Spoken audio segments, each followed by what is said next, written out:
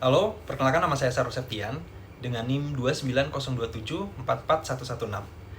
Pada video singkat ini, saya akan menjelaskan 3 konsep penting dalam manajemen, yaitu ada risk management, isu manajemen, dan krisis manajemen. Untuk yang pertama itu ada risk management atau manajemen risiko.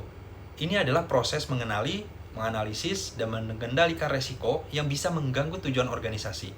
Contohnya, sebuah bank mengantisipasi risiko gagal bayar nasabah dengan menyediakan sistem scoring kredit. Tujuannya, supaya kerugian bisa ditekan sebelum benar-benar terjadi. Jadi, manajemen risiko ini sifatnya proaktif. Yang kedua ada isu manajemen. Isu manajemen ini berfokus pada isu atau topik yang sedang berkembang di publik dan berpotensi mempengaruhi reputasi perusahaan. Contohnya, ketika ada wacana larangan plastik sekali pakai, perusahaan minuman harus berespon lebih cepat dengan beralih ke kemasan ramah lingkungan. Jadi, manajemen isu ini bertujuan mengantisipasi dan merespon opini publik agar citra perusahaan tetap terjaga. Yang ketiga ada krisis manajemen. Berbeda dengan resiko atau isu, krisis sudah benar-benar terjadi dan mengancam keberlangsungan organisasi. Misalnya, jika terjadi kebocoran data pelanggan di perusahaan e-commerce, manajemen krisis harus segera bertindak, menghentikan kebocoran, memberi penjelasan terbuka, dan menyiapkan solusi agar kepercayaan publik pulih.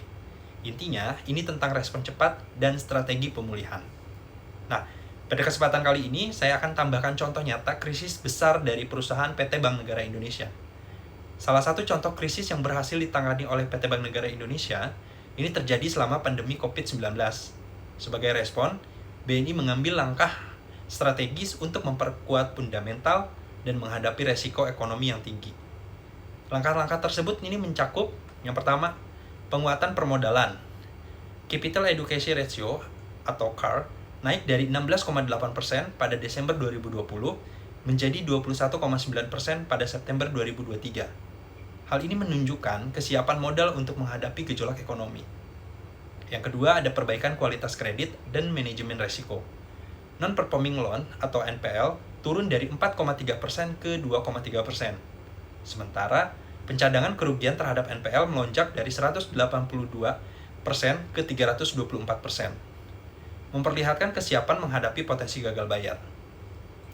Yang ketiga ada transportasi digital dan fokus bisnis. BNI mempercepat digitalisasi layanan, memperkuat ekosistem digital, serta mengkonsolidasikan portofolio nasabah top tier. Hasilnya, BNI tidak hanya bertahan dalam krisis, melainkan juga meraih 5 penghargaan dari Infobank, termasuk Banker of the Year untuk CEO BNI Bapak Royke Tumilear. Dan sebagai bukti keberhasilan manajemen krisis mereka. Nah, dari contoh BNI selama pandemi, saya bisa menyimpulkan beberapa pelajaran penting. Yang pertama ada risk management. Apabila sebelum dilakukannya antisipasi terhadap potensi gejolak ekonomi, seperti memperkuat CAR dan pencadangan NPL, maka dampak krisis bisa diminimalkan. BNI menunjukkan ketahanan melalui permodalan kuat dan cadangan risiko yang memadai. Ada juga isu manajemen. Dengan peka terhadap isu pandemi dan tekanan ekonomi, BNI mampu menyesuaikan strategi bisnis, misalnya digitalisasi dan seleksi kredit, untuk merespon kebutuhan pasar dan menjaga kepercayaan publik. Yang selanjutnya ada krisis manajemen.